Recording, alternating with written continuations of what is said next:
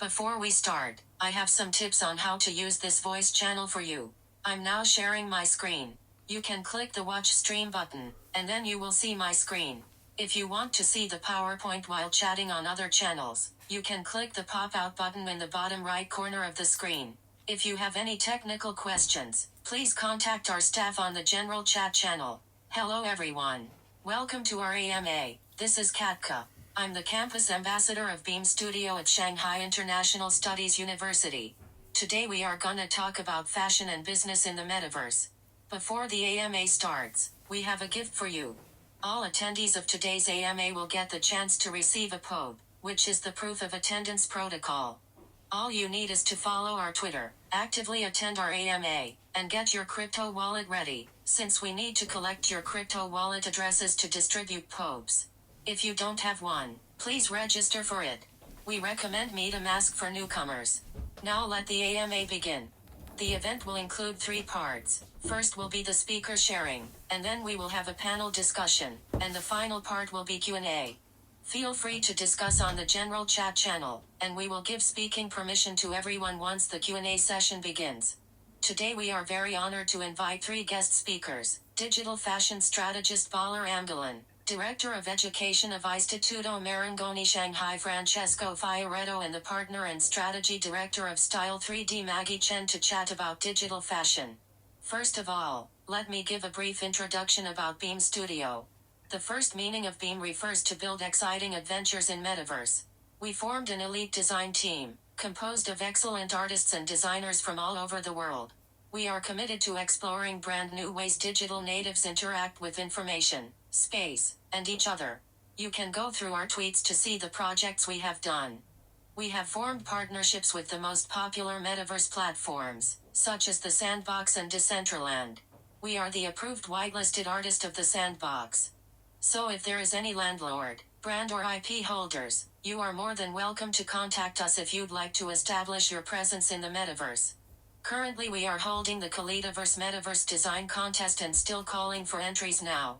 Participants are divided into 2 divisions, student and professional. Each division has 4 categories: fashion, visual, product, and space. The awards include generous bonus, exclusive NFT trophy or medal, Angels Pitch Day, and extensive showcases. And the Metaverse Awards ceremony and exhibition will be held in Decentraland in August. Please refer to our pinned tweet or Medium for more information. At the same time, Beam, the word itself means bridge. In this case, we expect to be the first stop for every newcomer to the crypto world, not only creators, but anyone who holds passion for the new world. We aim to build a cutting-edge community, and we hope our members to be critical, independent, and rebellious, which are crucial qualities on Web3. We will provide frontier information, analysis, and insights of the industry, build a Beam Wiki, a knowledge base where every community member can have access to and is encouraged to enrich the content. Of course, we will hold more activities, like this AMA. Feel free to let us know what subject you are interested in, while you can be the guest speaker. If you are an expert in certain area, which overlaps with Web3 or may have interaction with the crypto world, do not hesitate to send us a DM. Let's move on to the guest speaker sharing. In the next hour you will get plenty of food for thought.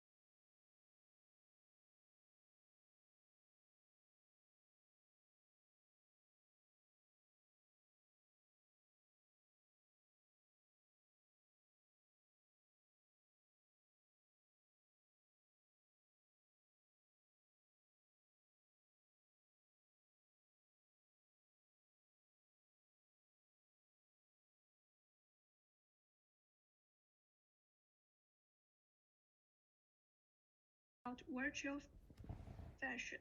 Francesco is the Director of Education of Istituto Marangoni, Shanghai. Since 2010, he has been working as a freelance art and creative director for fashion and luxury brands in Paris, redesigning their identity and extending their communication strategies to design spaces. Now the space is yours, Francesco. Yeah, hello, can you hear me? Yeah. Okay, cool. Thank you. Thank you for inviting. I also need to share the screen and just tell me if it's working.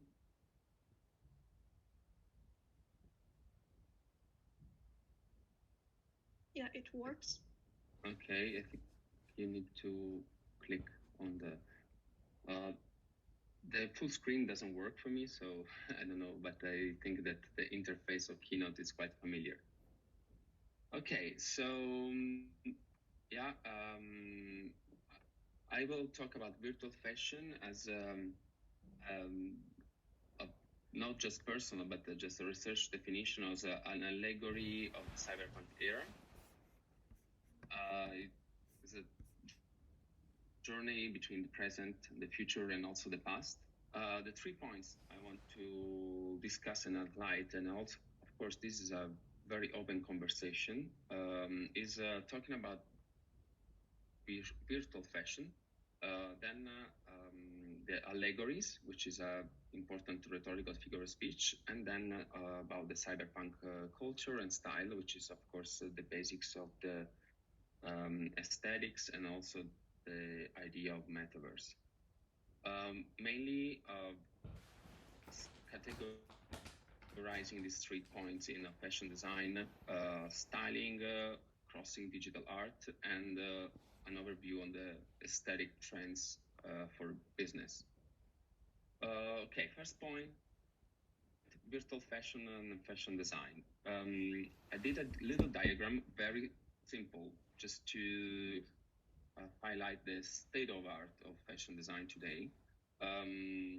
By categorizing the different steps of the journey of the design process, which is from the tools that we use, the prototype that we sketch, the test that we do on garments, and the production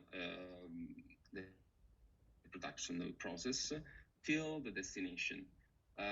I don't want to get in details because we have very limited time and also maybe also annoying, but I just want to highlight in colors the combination or the exclusivity of the different tools that we use. So in haute couture, we use mainly physical, so hard tools.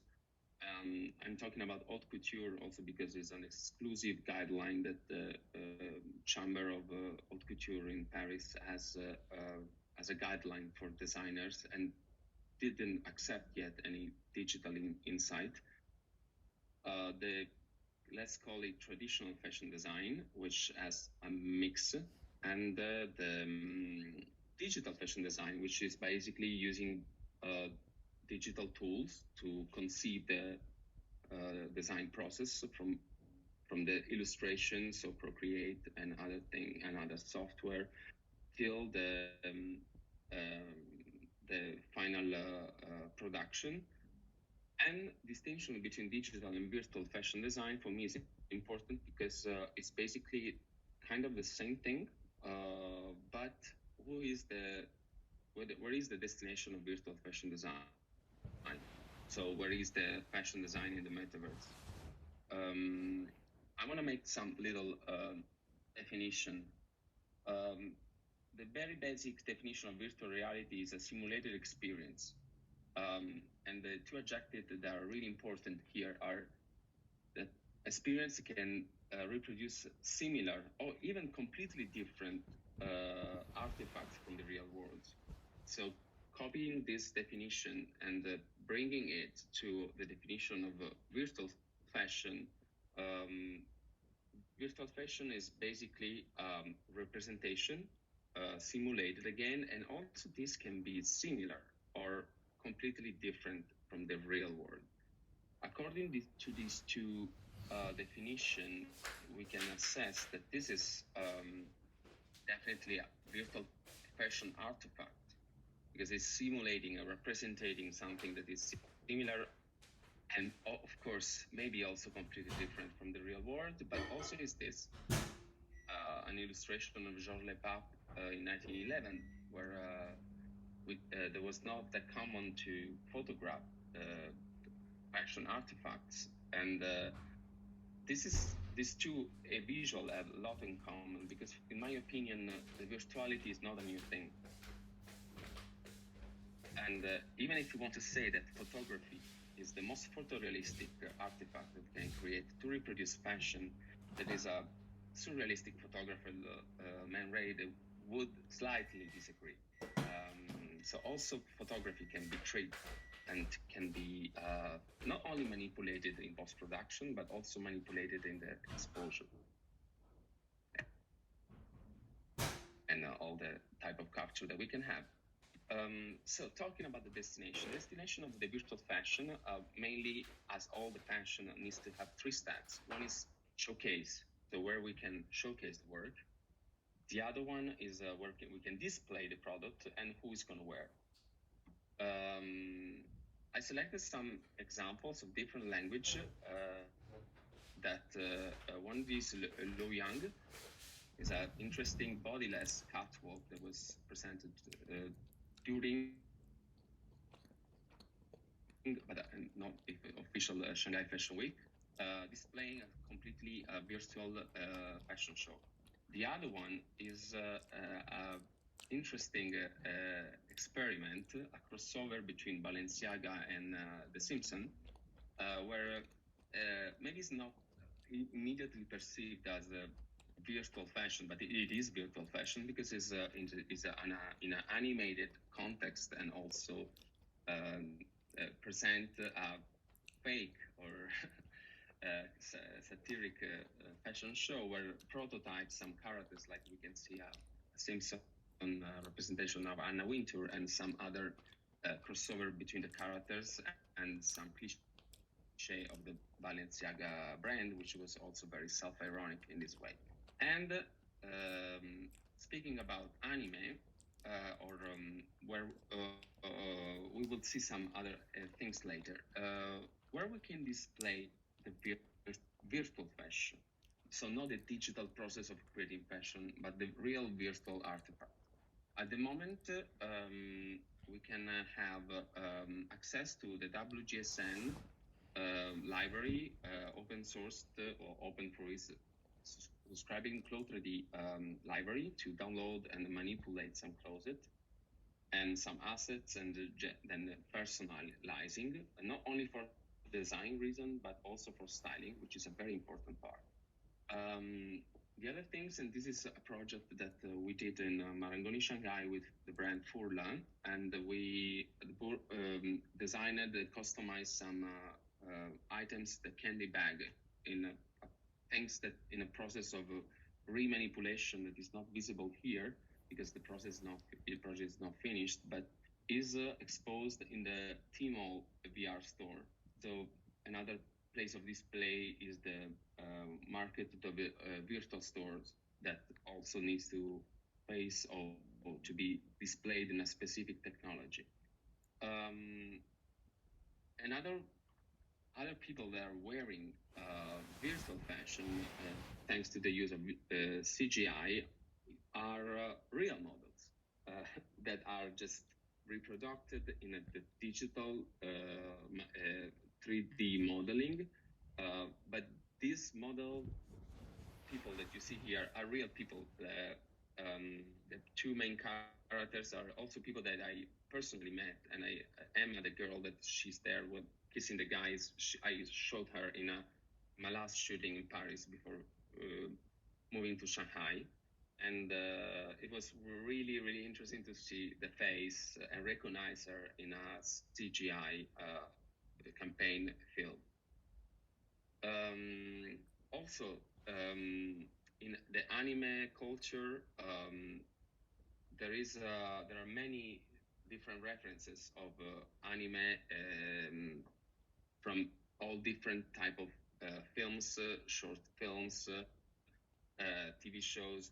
But it's interesting how, for instance, the anime Nana has a lot of quoting of Vivienne Westwood fashion to express the punk-related characters, and the fact that these three languages, the Balenciaga, the Nana, and also the other BR, are languages that are not just of today, but are languages that are existed since long time, are not just expanding in the future, but confirming that virtual fashion is a new thing, because we are talking about it, but it's not the first time that we see it. Last example of wearing, but also displaying, is the Fashion Award of 2021, who awarded Alessandro Michele as Best Creative Director of Design over the Year of 2021. During that period, it was complicated to get a real award, so they decided to display the ceremony of awarding through an avatar of the designer. But I want to put a question in your mind. Imagine if a brand becomes an avatar and is not a designer brand, how does it look like? So how is the avatar of, I don't know, Hermes or Zara or other brand? Anyway, this avatar things leads us to a moment where the avatarization of the social media is also bringing us to the Web3, but also to the what I prefer to call social media 4.0 era, where we will maybe have social platform where we don't have anymore any profile real pictures of us, and we don't even post photography anymore, and we create virtual illustration and we style an extension of our persona. Well, so how should we dress in a social 4.0 era? Well, this is the moment in which we need to talk about styling. And then also the moment in which we need to talk about allegories. So there are different level of definition of allegory, and basically is a narrative and or visual representation where we create a lot of different level of symbology. Literal symbology, so things that we see and we recognize, moral and ethical significance on that. So the hero, the good guy, the bad guy. Well, I try to make it short. But the allegory is like a fairy tale. So we try to create an atmosphere that smooth, even very straightforward and harsh message that we want to give. The environment of allegory needs to confrontate with the semantic and the semiotics also of all the local culture that we deal with, creating a universe. So creating an atmosphere or symbolizing an existing universe is a typical process of allegorizing. And talking about metaverse, talking about cyberpunk and all this culture, the allegory is the one of the most common figure of speech of science fiction. If we talk about allegory, we need to go back to the past. As an Italian native, I heard the first word when we studied the Divine Comedy, and I was really appreciated the illustrated version of Gustave Doré. And it's a really interesting book. If you have the opportunity to buy it, to have it, is somehow just to flip it is really, really impressive. It's a fictional atmosphere that use a lot of symbology, and illustrated, I think, is also strong. Allegory use create a storytelling paradigm, which means a new model, a model to refer to new languages, and basically cross real and virtual. A very simple thing to say now. Why are we so scared when we watch a horror movie, and we know what is happening there is not real? It's because there is a trigger. It's a trigger that match reality, self-identification with fiction. And the stronger is the allegory, the strongest is the involvement. And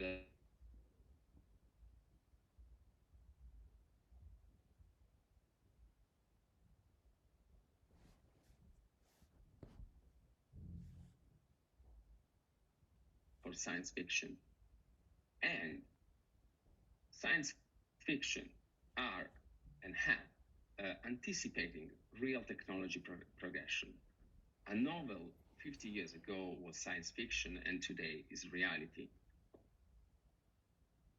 Sometimes the things are a little bit too exaggerating, so things are really more like much more simple, but it's that the process is to amplify and exaggerate an over significance. Cultural reference, how can be used in a practical way? Imagine you want to create a metaverse. It's not different from many storytelling techniques. You need to create characters. You need to style them, like how they look like, how is their body, and also who they are, and also how they are dressed. Second one, we need to have an entry background story. So we need what we are talking about. Third step, we need to create an environment. So we need to create an atmosphere, a set design.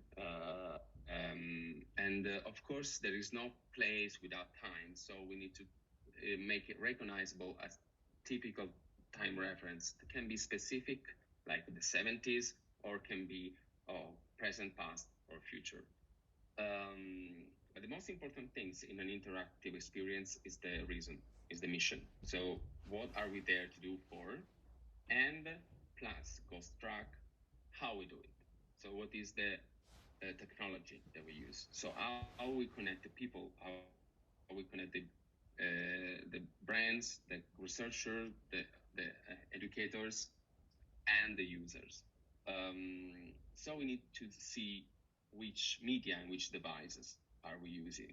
A very quick overview of the main, not all of them, but the main visuals that are directly related to a type of allegoric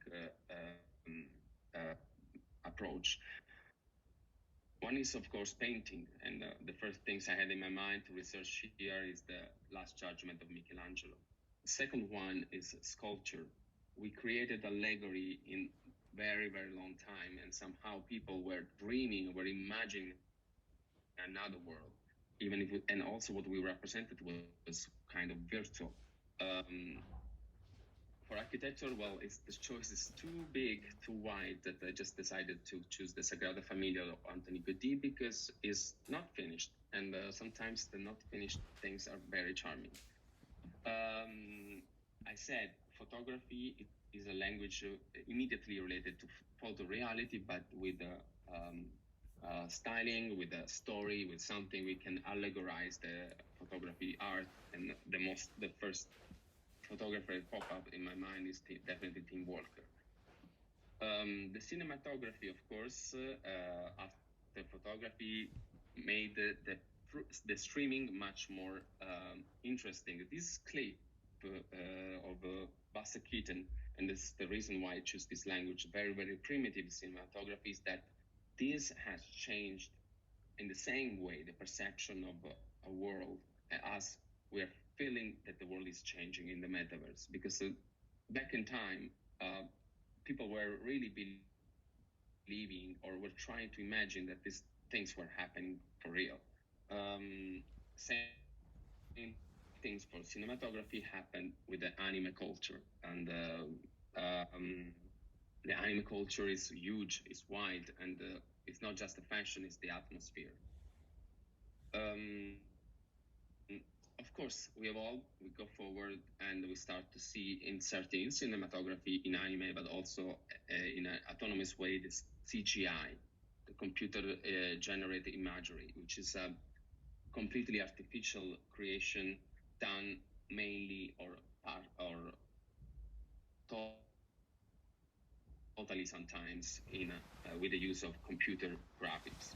And with specific tools, hardware tools, we can also imagine CGI in a virtual reality, even if I want to say that virtual reality, I think is not like in the metaverse in the novel. I think the technology is not still capable of representing, at least visually and practically, an environment comfortable. But I'm open to a discussion about it, of course. Then we have augmented reality, which is a graphic insert in a real world filtered by a device that can be a phone, an iPad, or something like that, and apparently also some specific glasses. This is quite interesting because it glitches what we are seeing and what we insert in it. I think that the audience has a very high awareness about that, so I'm not going to get in the detail of the technicality. But culturally, the allegory today is a tool, is an atmosphere that creates meta-human, which are extended personas, which are, well, spaceless communities. Spaceless, I don't mean that there is not a space, but the metaverse is unfinished. And as much as I personally search about virtual fashion, they're always like kind of faceless, so kind of crypto identities.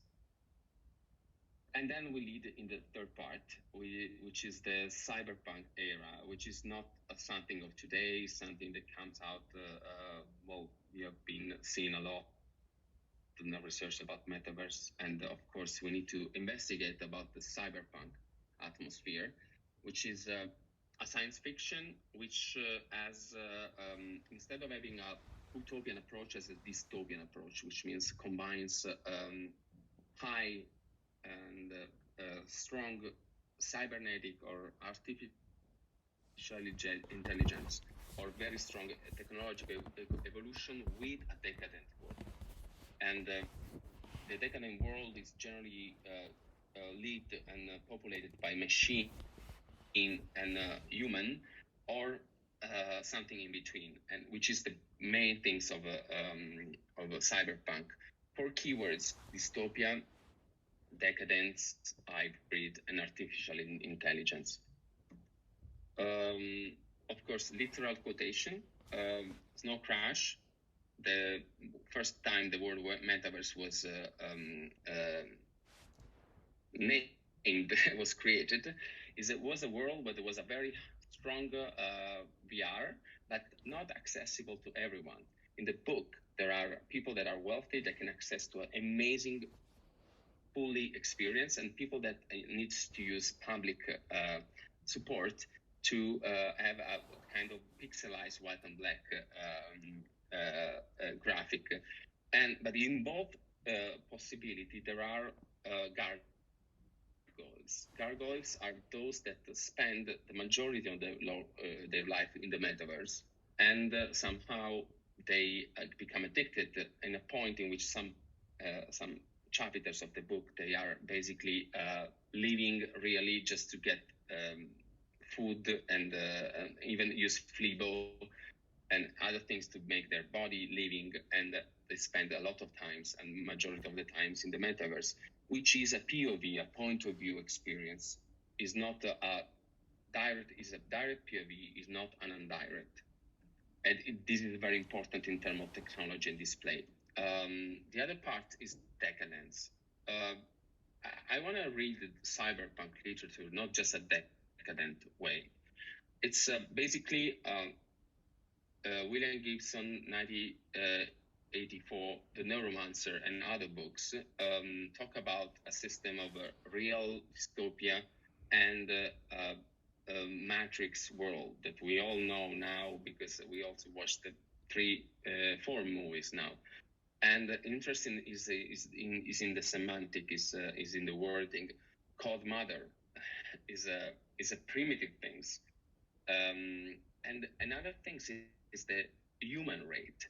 So the cyberpunk people in the game, in the graphic novel, are basically initially people that get replaced their arm by an accident and have a cyborg installed thing. But then they decided to cyberize themselves, and by having their body covered more than half of metal and technology than flesh and bones, they start to lose humanity rate.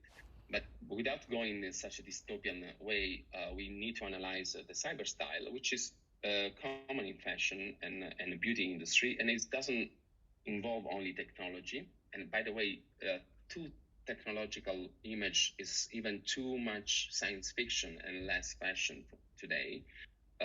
But the inspiration for the cyberpunk has given to some disruptive designer and brands to explore a sort of like physical meta-human aesthetics. I'm just quoting three of them: Rick Owens on the cover and Junya Watanabe. And same as in the critical approach on photography or beauty shooting or cover shooting in the way in which the makeup and also the styling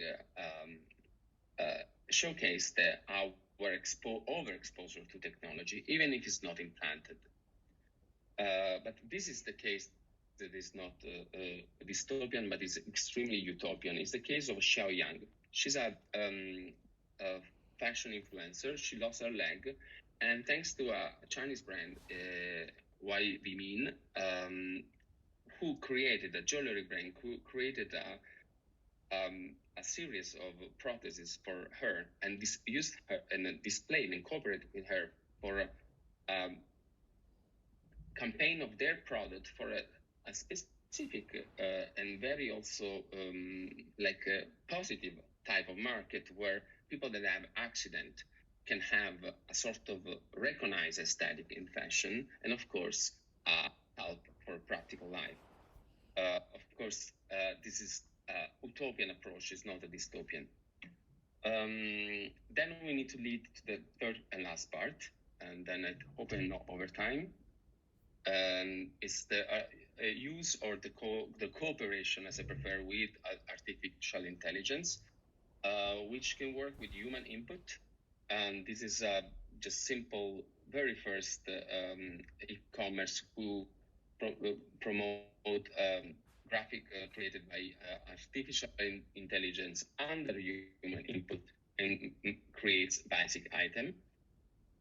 Then the artificial intelligence is also used crossing big data. I think the speakers will talk about that, and we will have a long discussion on it.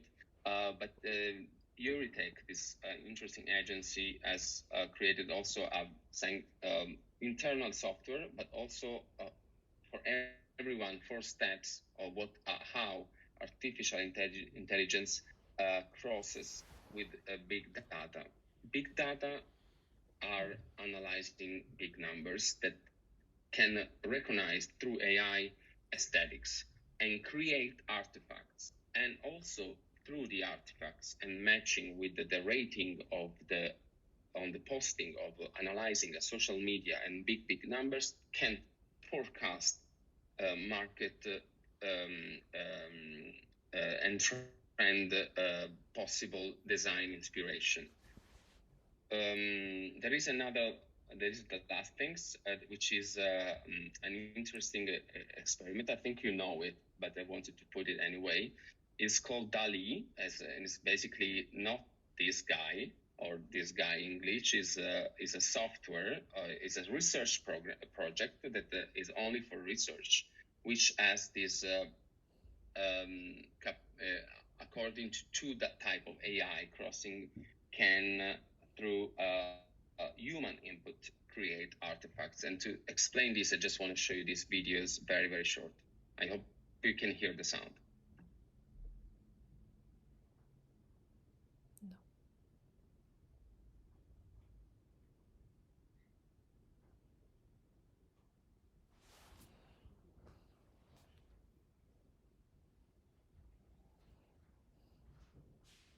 Sorry, I think I can't hear the sound. Sorry? I can't hear the sound. Okay. This is okay.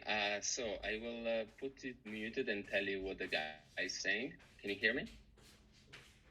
I can hear you, but Okay. I can't hear the video.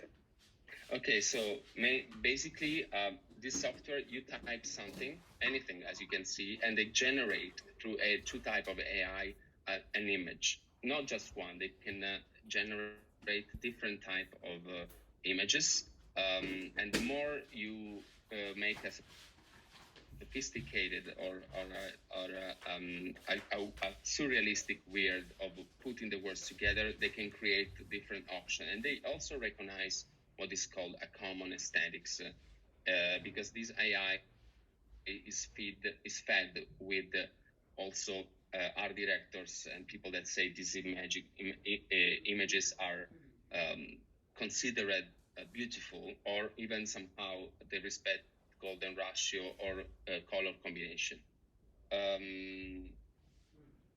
So this was almost the end. No, this is actually the end of my speech. I hope it was not so fast. And I want to just tell to those that are interested that this summer in Marangoni, Shanghai, we're running three short courses on the thematic of Metaverse. One is on introduction about a wide exploration of the state of art of Metaverse, and last 1 week and is available online. The other one is for only fashion designers, so people that have fashion design skills and they want to learn like softwares or a combination of skills to do primary digital research and create from their basic design avatar. And the third one, which is open to anyone, which is styling in the metaverse. So how the avatar can be styled. Just to give you two simple difference, this needs to be done by designers, but we can provide some other avatars and put in a different create a virtual environment. Is of course a short course, is basically still images, and if you're interested about that, these are our channel in which you can contact us. So thank you, and I hope I didn't make it too long. Okay, thank you. I think your sharing about the destiny of virtual fashion design is pretty insightful for us. Let's just welcome our next speaker, Maggie Chen. She will talk about the engine behind digital fashion. Maggie is the partner and strategy director of Style 3D, which is a three-dimensional digital service platform for the garment industry. She's responsible for incorporating frontier technology into the fashion market. Let's welcome Maggie, and I will help her share the screen. Hi. I think I probably can share the screen. Can you see my screen? Or you are sharing as well? Screen? Yeah.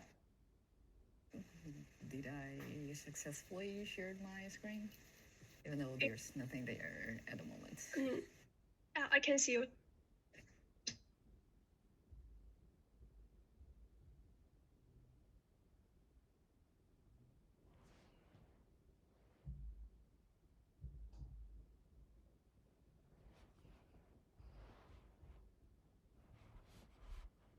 Fashion stuff.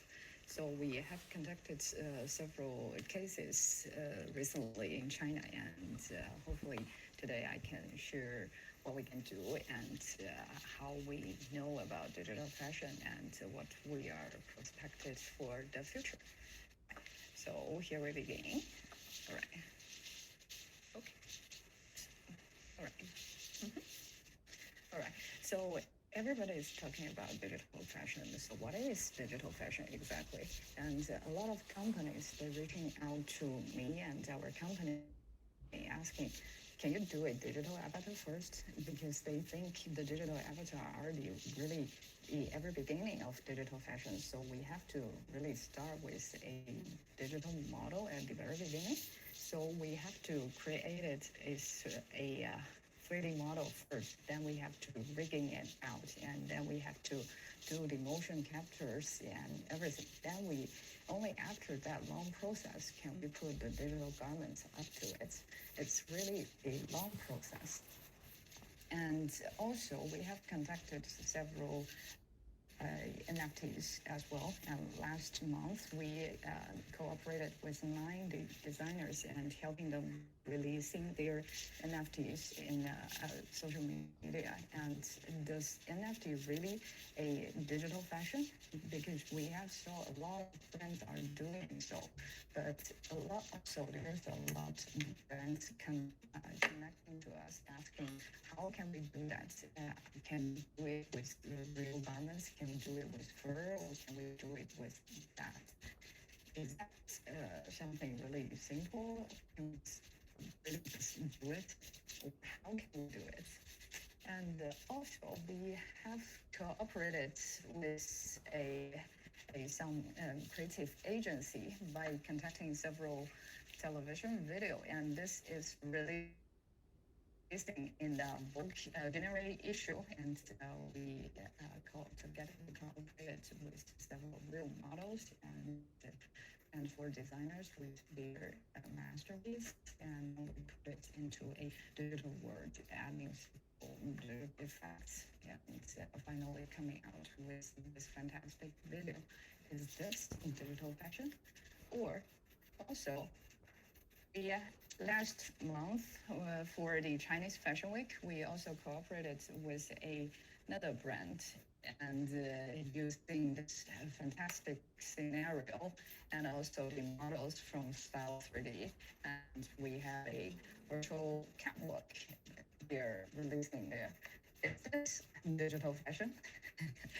So up to now, I've been asking so many questions about it. And so because I really recently connected with several brands or fashion-related people, no one is really clear what digital fashion is and how we should start and how we can get it and where we are going to.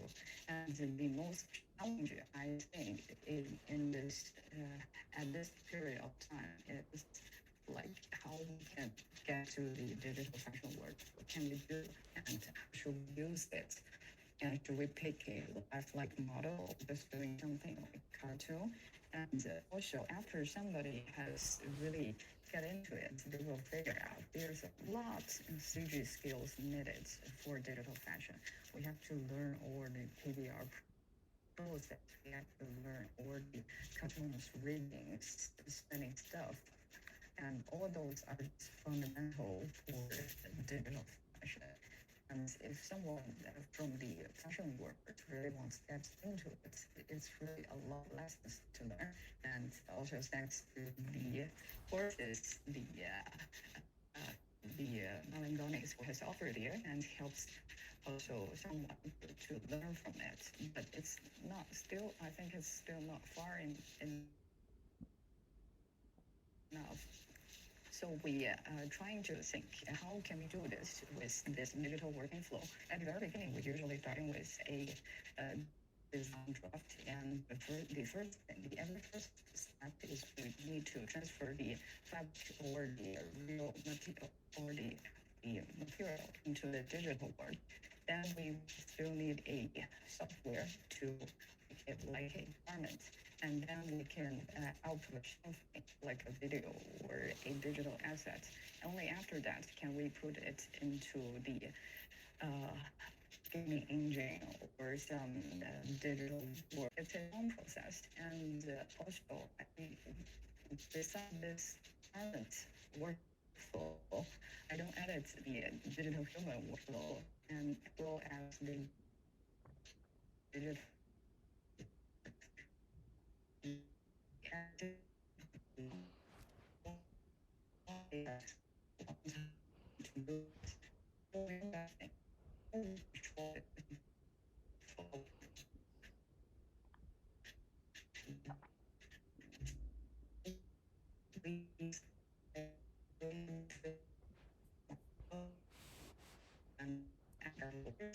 like the changing the lives metrics and also providing a lot of fashion animations and poses to our digital assets.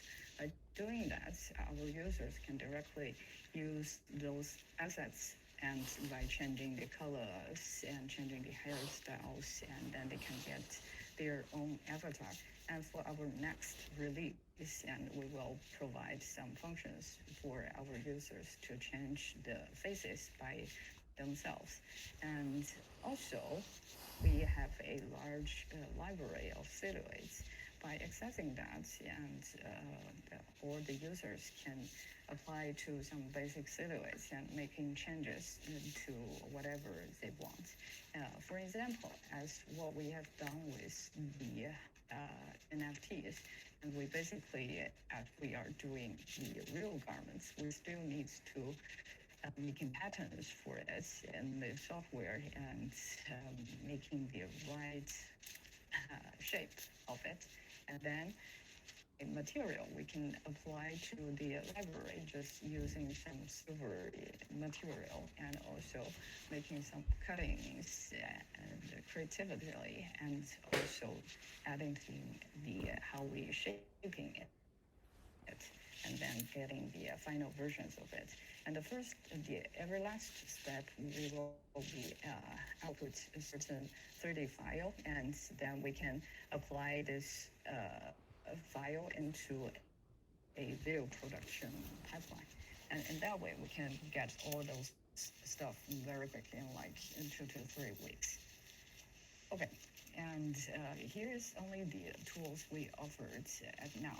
However, we think for the future, it's still a long way to do it because, at the present, no one really clear what the metaverse is and how the digital fashion will go. From our point of view, is that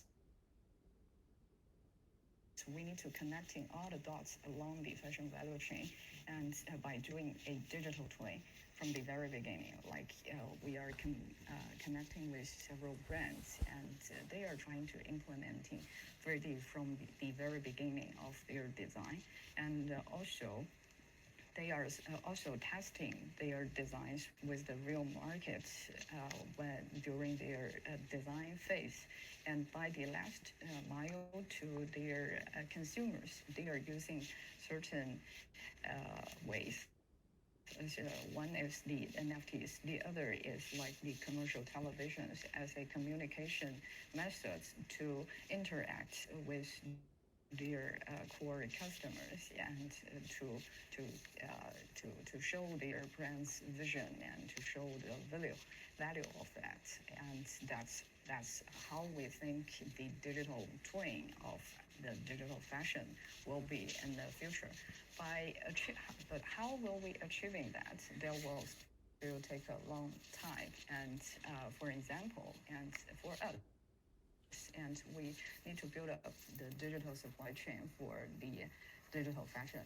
And since we are the tool side, and we are trying to communicating with the partnerships who will contribute to our digital asset library, such as the YKKs or SABs, and all those prints companies are our partners, and they offers a lot of 3D prints to our marketplace, and all the users can use all those elements freely to design whatever they want.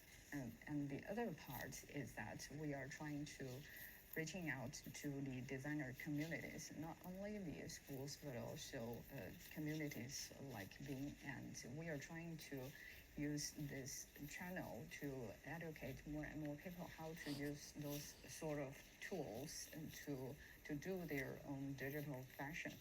And the last step we are doing is we are connecting with several NFT channels, and also we are trying to communicate, trying to connect with the metahuman assets and to see how we can apply our digital garments to different user scenario and making the production pipeline for commercial television or digital human more easily.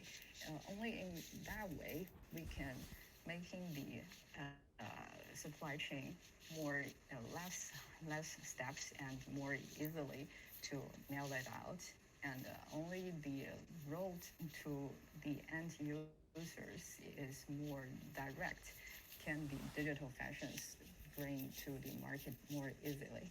Otherwise, like it is today, it's nearly highly customized, designed piece, and the quantity and the traffic is very low at the present. So it needs everybody to contribute to this broad future in the last. Yeah. So the last part is just a very rough demo that we are creating for our imaginary digital fashion. In the imaginary world, there will be a word of digital fashion words, and they were all scattered pearls and jewelries for the ideas and in this world. And in this ideal world, there will be also shops and also showrooms for different working scenario, and also there will be workshops and also catwalk shows for the digital world as well. And or in this digital world, everyone can create their own style of environment, and they can develop their goods with their own tastes. And also by the last mile, they can creating their own apps with with all these nice digital assets to get connected with the final customers they are reaching out to. And basically, we hopefully we can be the technology behind to helping to streamline this working process and making it more easier to achieve in the future. So basically, that's my sharing today. Hopefully, it's not too techy and boring. Thank you. Thank you, Maggie. And we will leave the Q&A part in the final part. So let's just move on to the final discussion.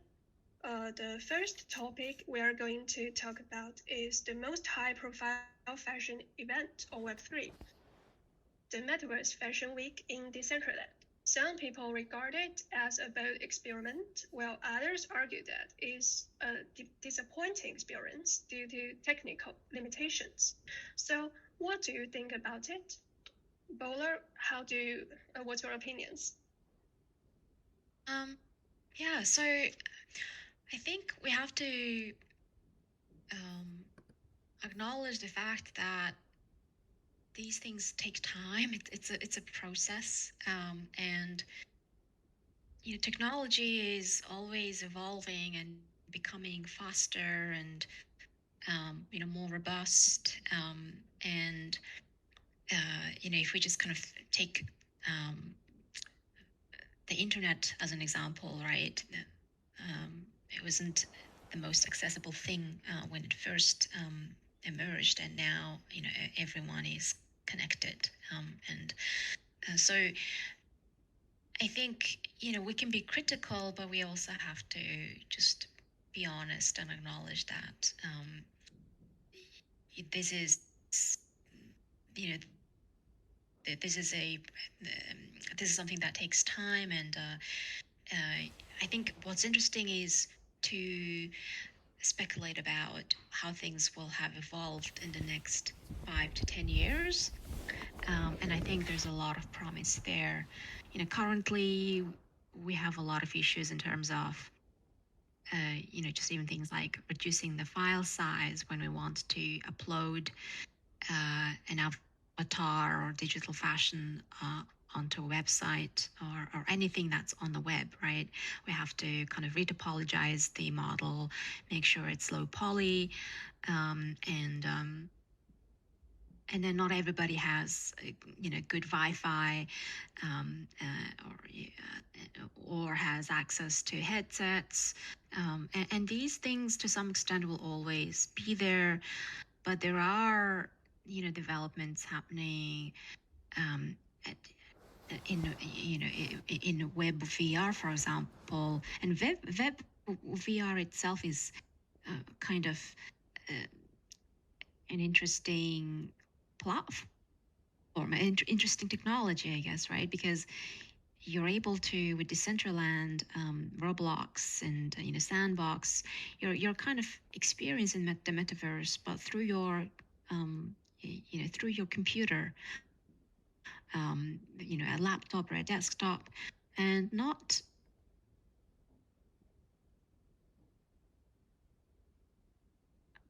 Part of the reason why it's like that is that that's the most accessible way to experience these events and experiences, I guess. So I think we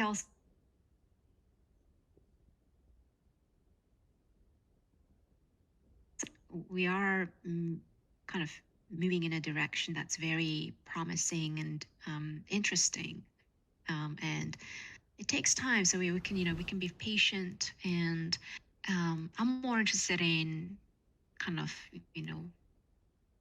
what's on the way, and in speculating about the possibilities as opposed to critiquing um, what's currently not working as well. Um, and it's because it's a collaborative effort. There's the technical side to these things, and then there's um, just who has access to Wi-Fi at home, kind of issue. Yeah, so that's I guess my kind of like 2 cents on So it. we need to be more patient, right? I think, yeah. Maggie, yeah, please. Okay, so Maggie, I think you may be interested in this topic. What do you think?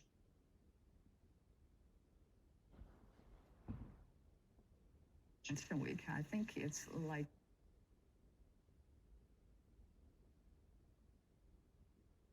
guys have seen today, like there is a CG concert also happening, and a lot of people are distributing it, and it's also something like the Fashion Week, but it's based on another technology platform, which the resolution is a little bit higher. It's not that low poly.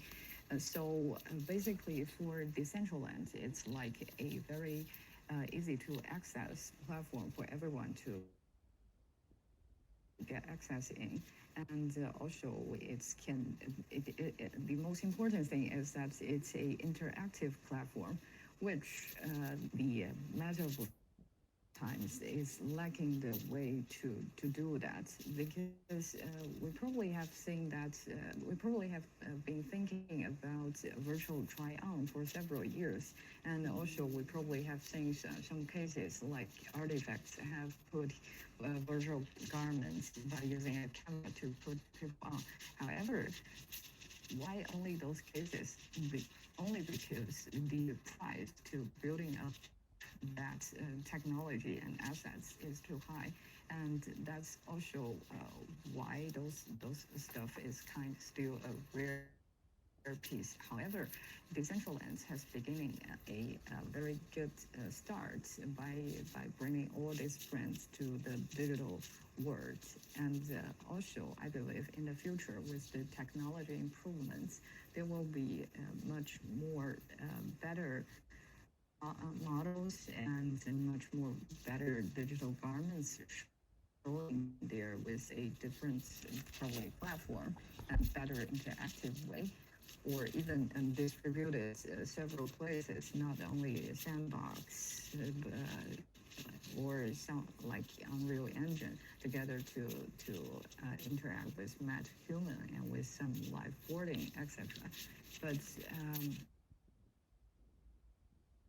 I can see there is still some technical issue happening there. Probably in 2 or 5 years, we can see that lifelike digital fashion happening. Yeah, hopefully. Okay, thanks. So, Francesco, what's your opinions about this topic?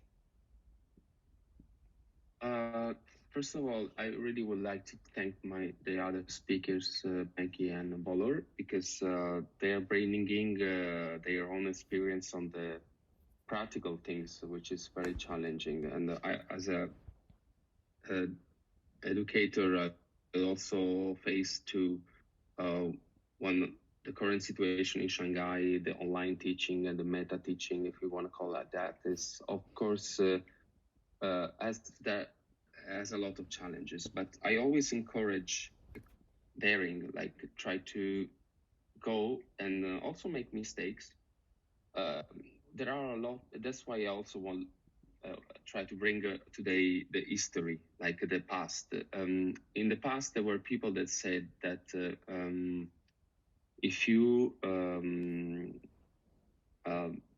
not many years ago, there were people who says that the luxury will never go on an e-commerce, or a long time ago they were like saying that there is not a hope for this kind of things because we're not ready. But we need to go there.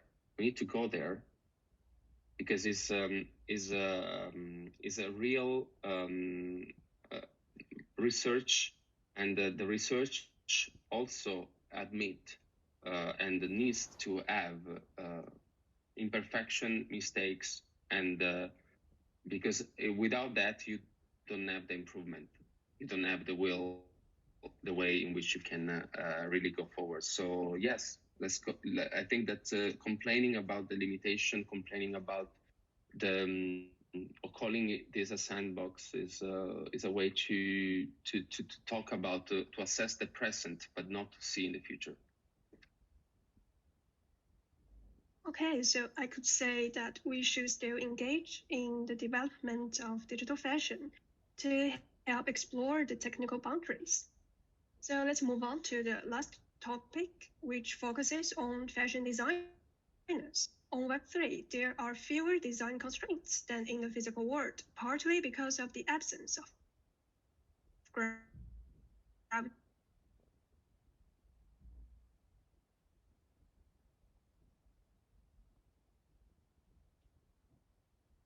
Can be created using certain digital tools. Will the threshold be higher for fashion designers on Web3 due to the complexity of 3D design software? Maggie, could you please first? Yeah, I will very like to share for this opinion. I think for design, it's usually not that easy.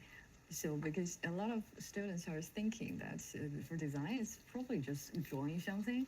No, for design, you must understand the whole workflow and taking the last mile of consumer interaction into consideration from the very beginning of design.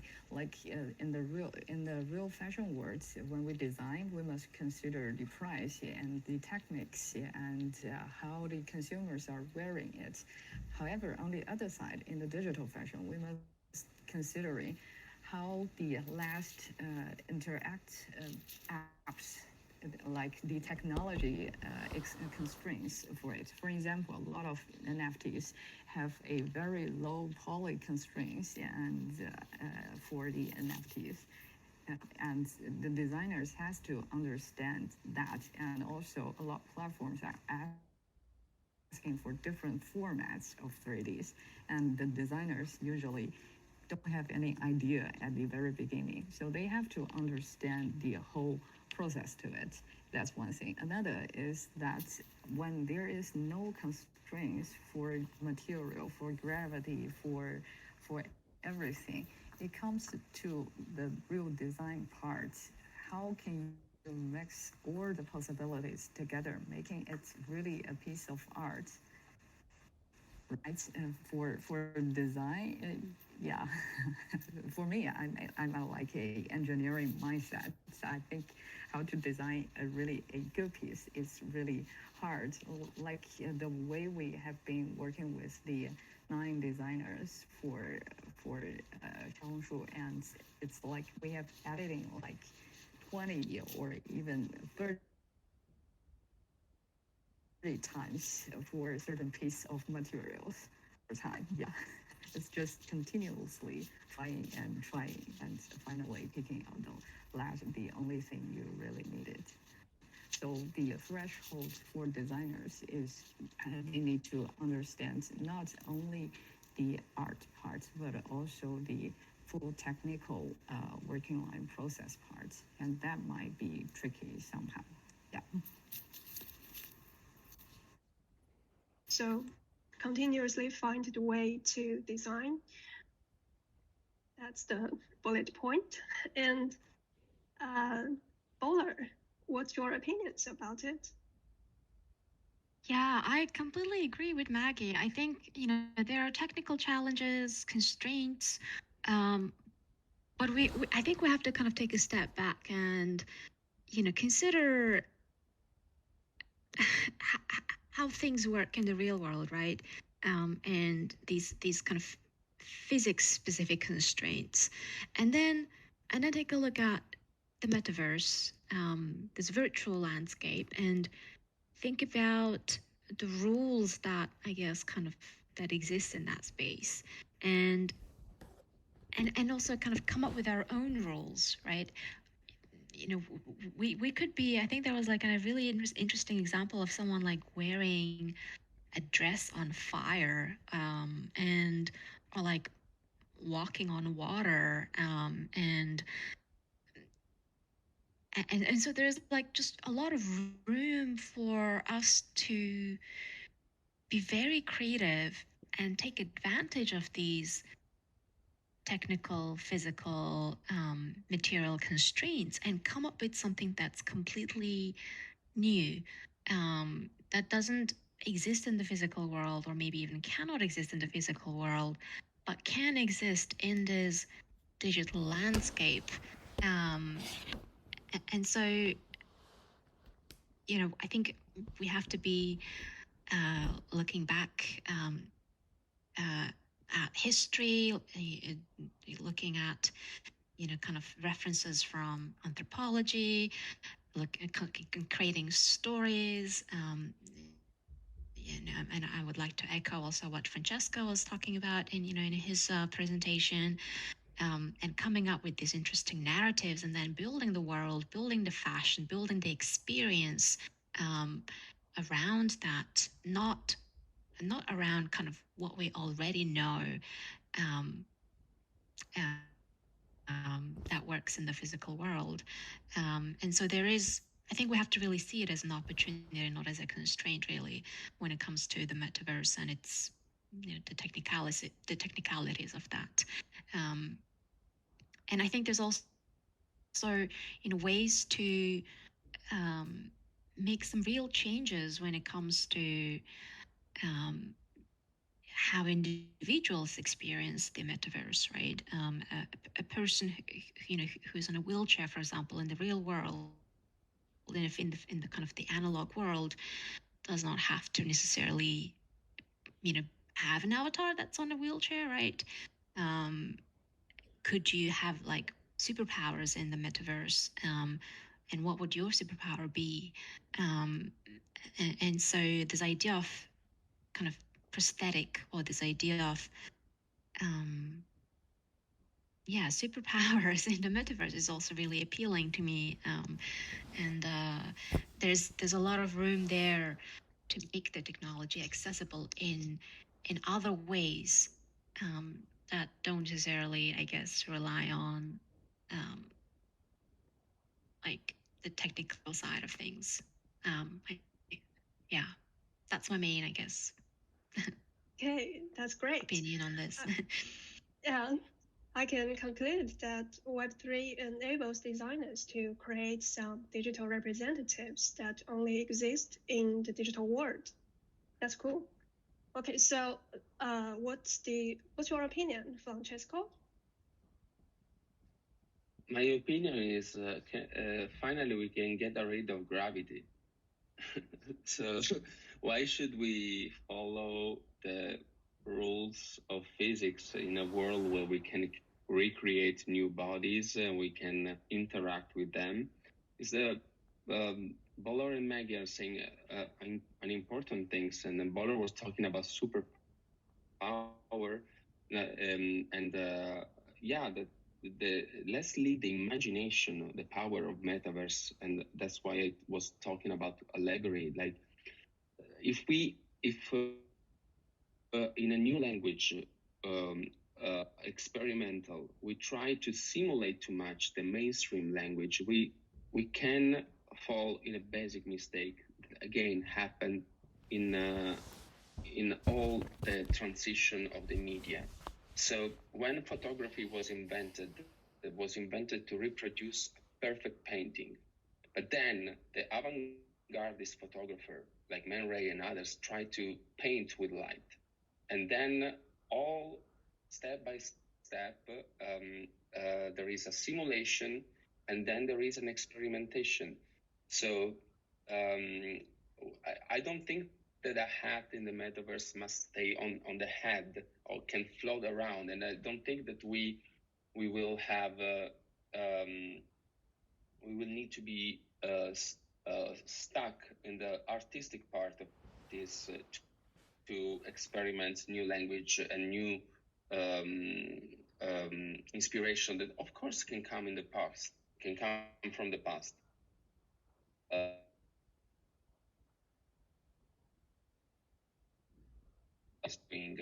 Is already a lot, is to try to simulate and prototype in a photorealistic way what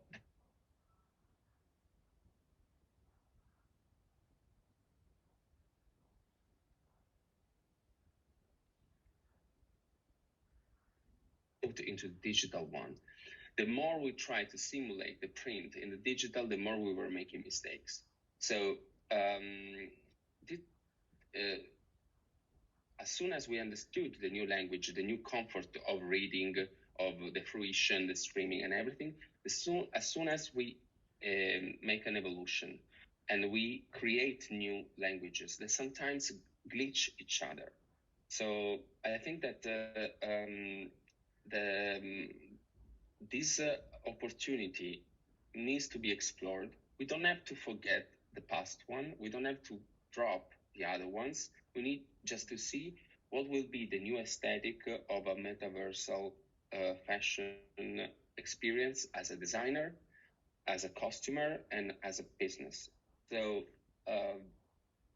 go imagination. Just this is just my punchline. Imagination and think out of the limits. Thanks for your fantastic perspectives.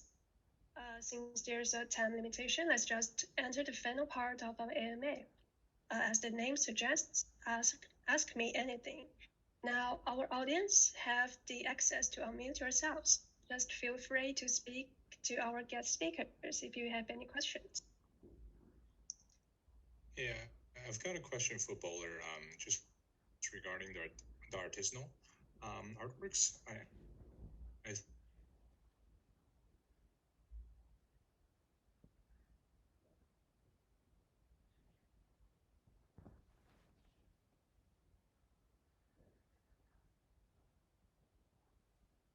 assets and the future of these two. Yeah, thank you for the question. So I think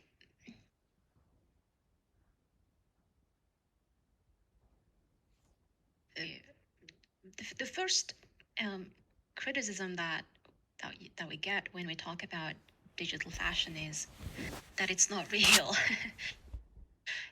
Or that it doesn't exist as a physical object, and therefore that makes it less valuable. And of course, I don't think that's true, because digital fashion can exist in you can experience digital fashion in multi ways that can be meaningful. But I think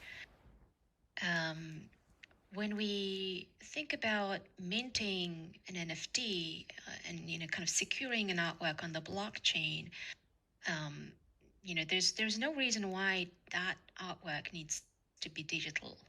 We can do the same thing with physical objects, or with more sort of ephemeral experiences even. There's been people who have been kind of recording meaningful personal experiences and creating short films or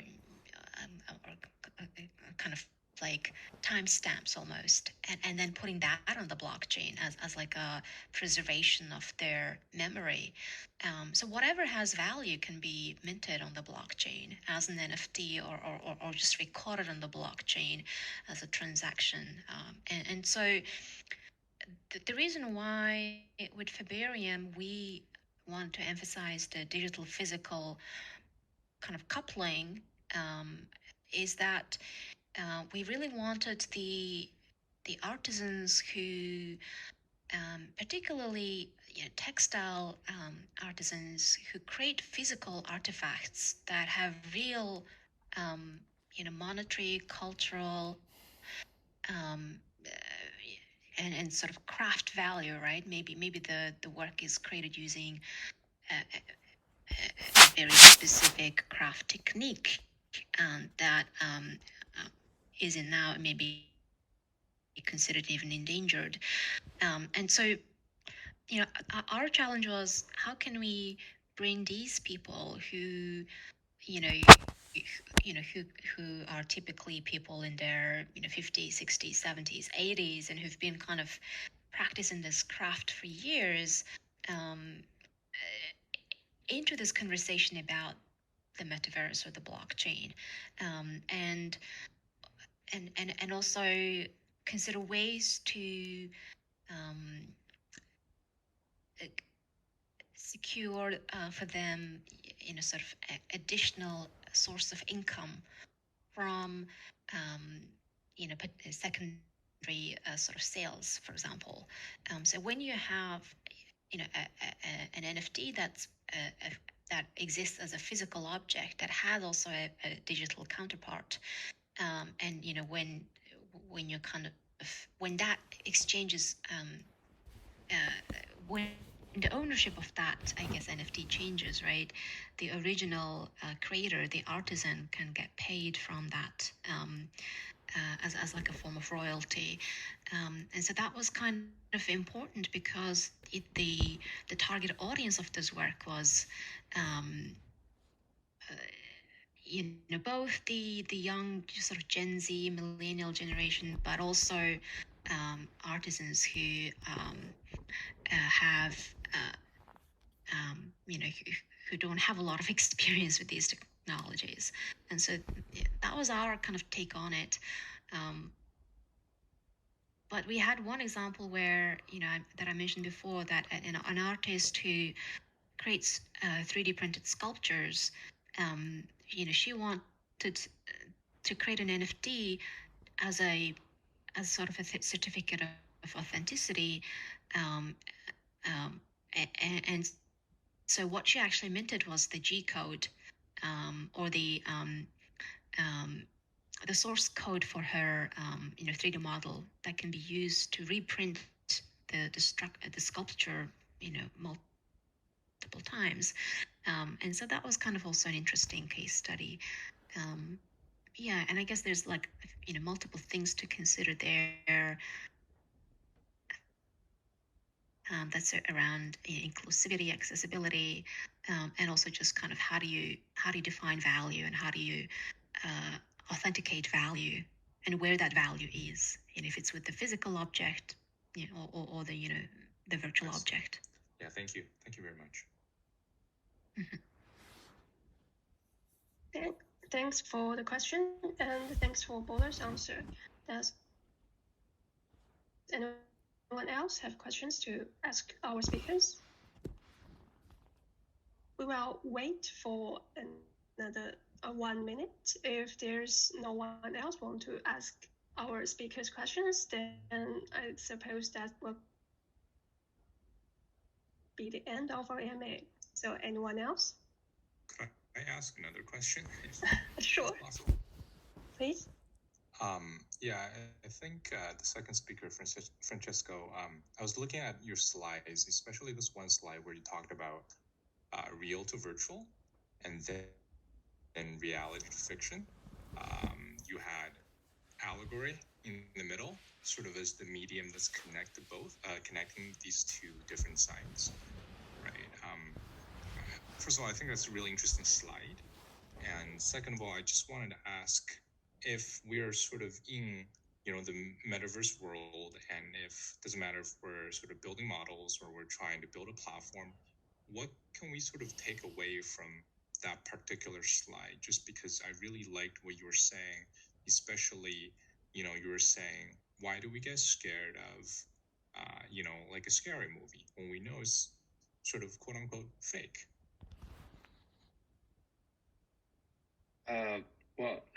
Thank you for this question. It's actually really the heart, or what not just I want to say, but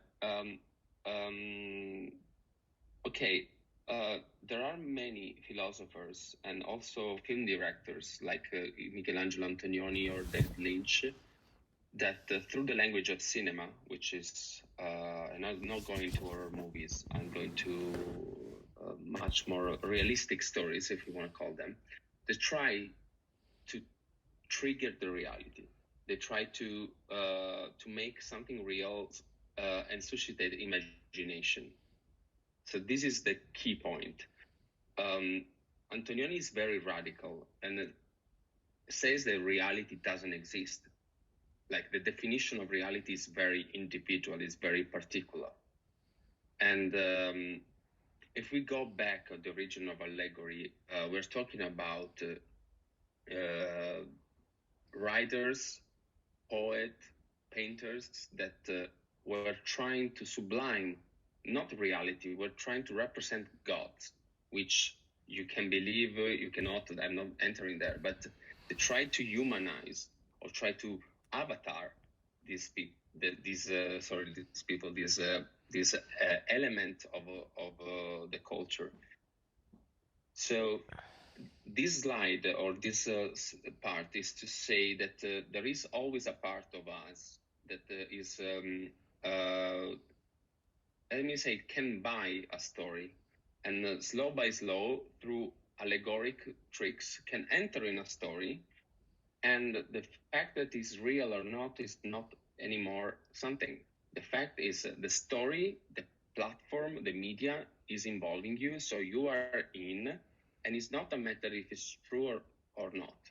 It's a matter of how the characters are believable. So believable doesn't mean true. Believable means that you can empathize with them. Yeah, and especially what you mean about story, right? There's one slide you really focus on that. I really like that part.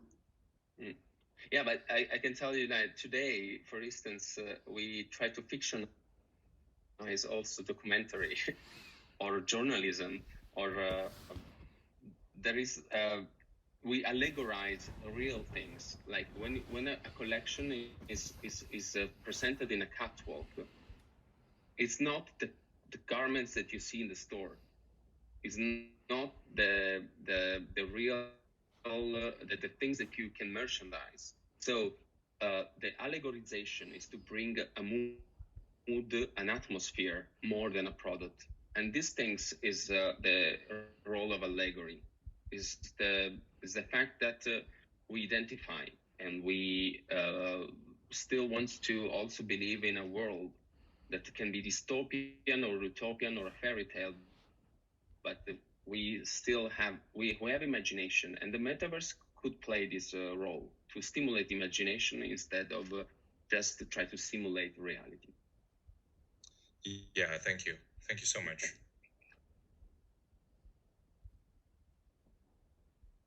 Okay, thanks you guys. It's a profound communication. So do you have another question for Maggie? Actually, I do, because I've been following Style 3D for some time, like especially Professor Wang, right? He's a genius in the field of computer graphics. Yeah, I just wanted to ask, what is sort of Style 3D's plan for PGC, going from PGC to UGC, like professional generated content to user generated content, if you could share. Yeah, sure. Thank you. So, for one thing, I would like to share is that with Professor Wang, and we are about to bring in the simulation to real time, meaning that we can have the lifelike garments probably in the live broadcasting or other working scenario, and working out on that technology. Hopefully, we can releasing it out in this year. And another sense is like we are preparing for our digital assets supply chain. So on the one side that we are connecting with all the professional contributors like or the trims or fabric suppliers, and on the other side we are also building up the community with all the 3D designers to creating all those nice NFTs, and we're just opening a tutorial lesson or a summer camp. Sorry, pardon my English.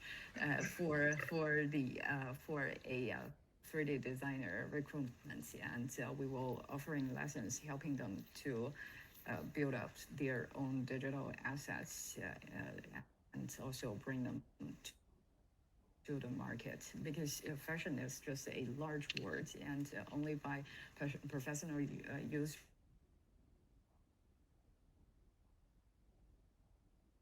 sorting out the categories and the rules and how and all those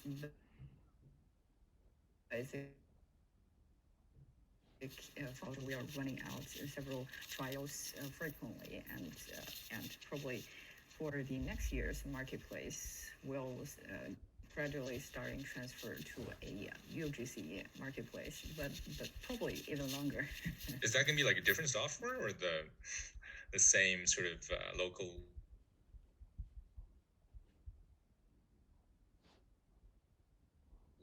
Locally run software. So for the real-time thing, and we are actually developing a plugin for different engine, for example, for the Unreal Engine or Unity, I see. etc. So the Omniverse. That's awesome. Yes. Thank you so much. Yeah, hopefully that can bring to use in this year. Yeah, it's hard. I was hoping more of a web-based, but sure, yeah, Unity. Sorry, Unreal is not a bad place to start. Well, for web-based, we are also developing on that, but it's even harder. You know, the web engine is. Yeah. So that takes time. Also, Kojala had its run.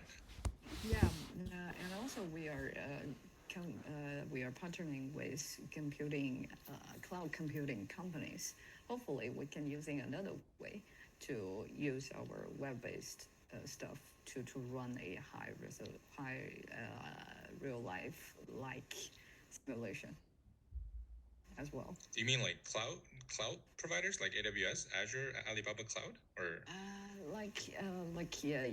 cloud gaming sort of stuff? When you log into it, and you can get access to the cloud computers, and you can use those hardware. Right. Okay. Yeah. Kind of like cloud server farms. Yes. Thank you. Okay. Thank you for your question. Thank you for both of you. I think that would be the end of our AMA since it's already late. So special thanks to Bolor, Francesco, and Maggie.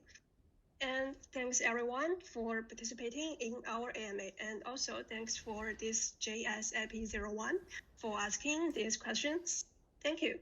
Our staff will send a feedback form to the general chat channel and WeChat groups. Please fill in, and we appreciate your suggestions, ideas, and future engagement in our community a lot. We will hold the next AMA on Saturday, which will focus on visual art. Okay, it stacks. I'm going to show you the poster later, and stay tuned if you are interested. Hopefully, we can see you again on Saturday. And that's all for today. Thank you. Thank you. Thank you. Thank you, everyone. Bye. Thank you. Bye-bye. Bye.